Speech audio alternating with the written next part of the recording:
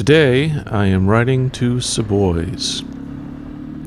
Seboeis is a public land preserve surrounding Seboeis Lake, and I've been camping there on the lake before, but the access is by boat only.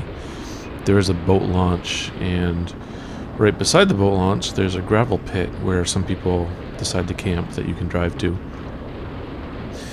And I'm going to use that as kind of a backup location.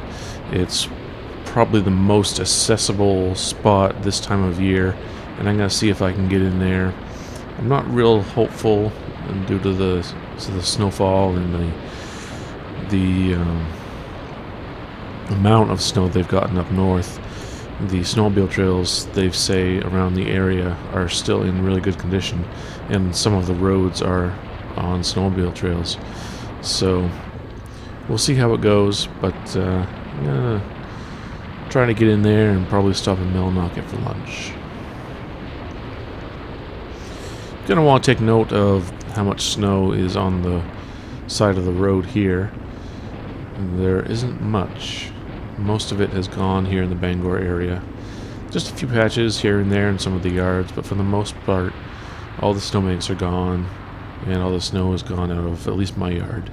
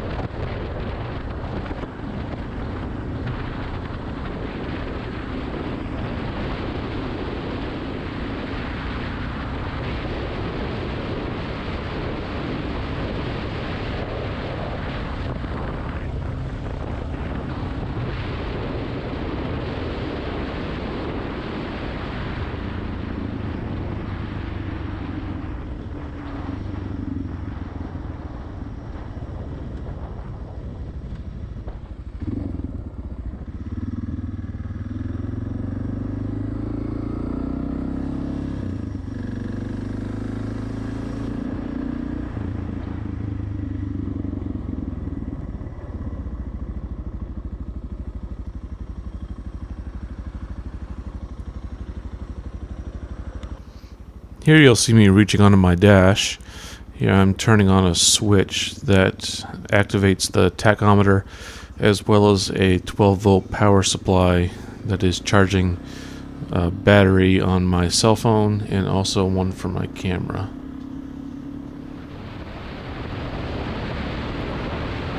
And here we are, almost to Seboeis.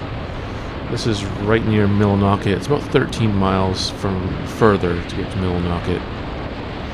And you'll notice all the snow. There's plenty of snowbanks, and any place that hasn't been plowed, I'm pretty sure it's going to be completely inaccessible. So we'll see. I'm not sure if they plowed this road or not, but I'm going to find out. Now, Seboeis is right between Scudic Lake and Endless Lake. Endless is where I'd like to be camping here in the next couple weeks. So Seboeis is kind of the first stop on that trip to see if I can get in there. Figure it's my best shot as a backup spot just in case I can't get to Endless. And here's the road that takes you in.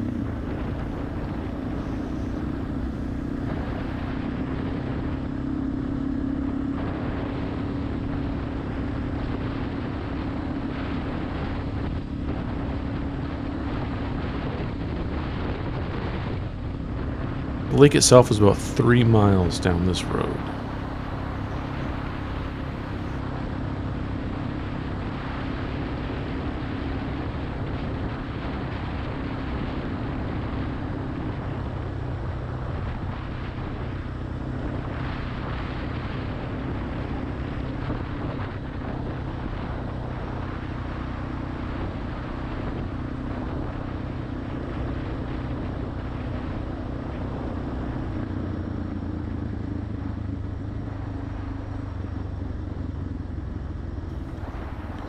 and it quickly turns to dirt.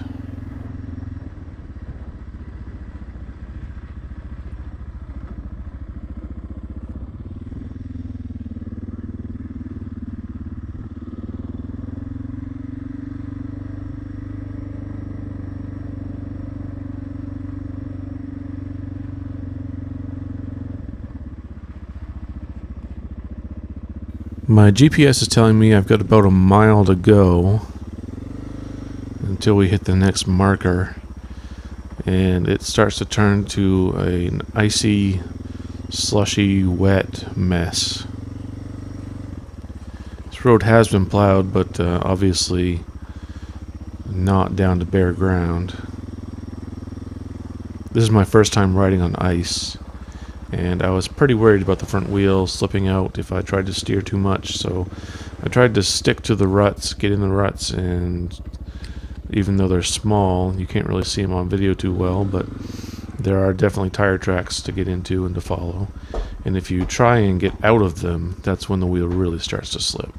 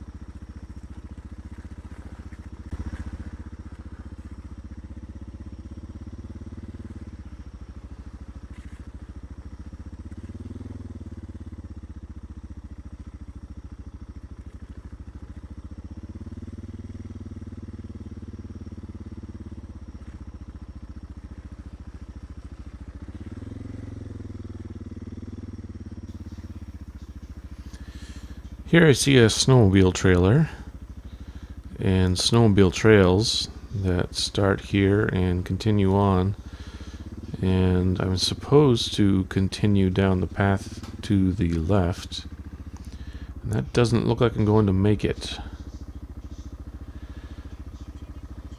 My GPS is telling me it's another 2 miles down this trail, and it's obviously a snowmobile trail that is well packed, very snowy still, has not been plowed obviously, and I am not gonna make it.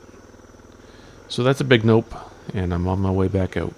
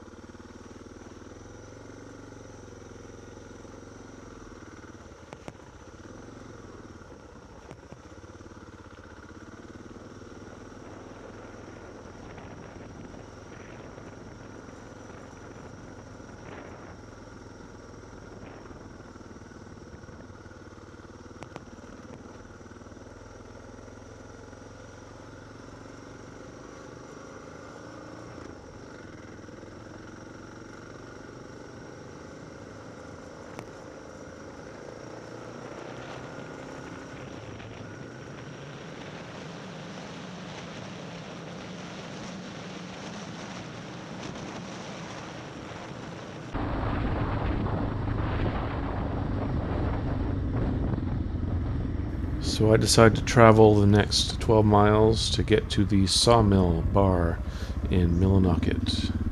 Get some food. It's about lunchtime, so the timing was perfect. And I could use some warming up. It's a little chilly around here right now.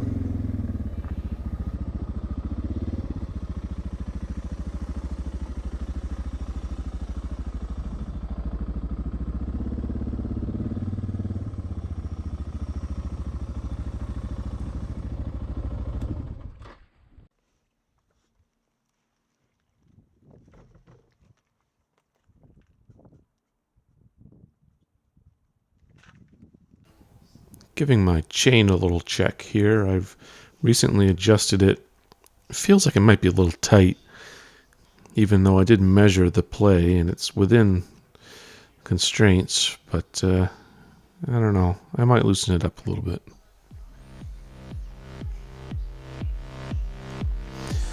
Time for a beer.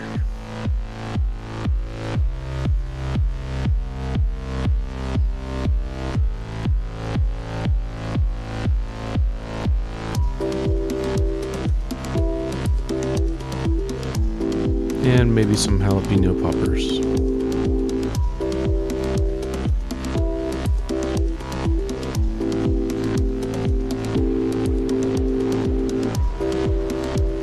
I decided to take the interstate back.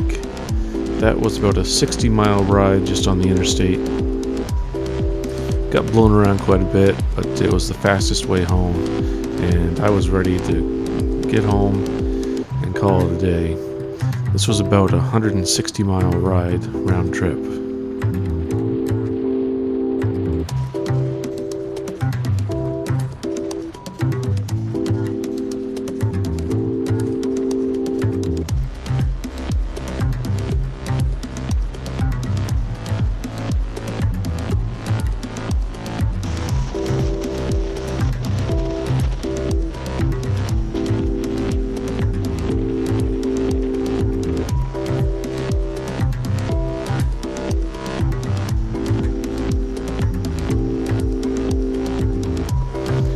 Made it home. And that's about it for this video. Thanks for watching, and I'll see you next time.